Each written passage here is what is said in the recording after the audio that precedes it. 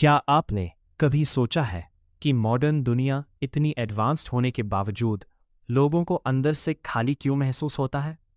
इसी सवाल को एक्सप्लोर करती है मॉडर्न पोइट्री की सबसे फेमस कविता द वेस्टलैंड, जिसे लिखा था टी.एस. एलियट ने। बैकग्राउंड: ये कविता 1922 में प्रकाशित हुई थी। उस समय दुनिया वर्ल्ड वॉर वन के बाद के गहरे संकट से गुजर रही थी।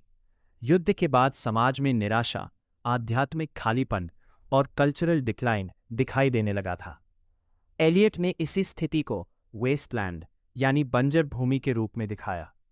स्ट्रक्चर ऑफ द पोएम: इस कविता के 5 मुख्य भाग हैं। 1. The burial of the dead. 2. A game of chess. 3. The fire sermon. 4. Death by water. 5. What the thunder said. क्या आपने कभी सोचा है कि मॉडर्न दुनिया इतनी एडवांस्ड होने के बावजूद लोगों को अंदर से खाली क्यों महसूस होता है? इसी सवाल को एक्सप्लोर करती है मॉडर्न पोइट्री की सबसे फेमस कविता द वेस्टलैंड, जिसे लिखा था टी.एस. एलियट ने। बैकग्राउंड: ये कविता 1922 में प्रकाशित हुई थी। उस समय दुनिया वर्ल्ड वॉर वन के बाद के गहरे संकट से गुजर रही थी। युद्ध के बाद समाज में निराशा, आध्यात्मिक खालीपन और कल्चरल डिक्लाइन दिखाई देने लगा था।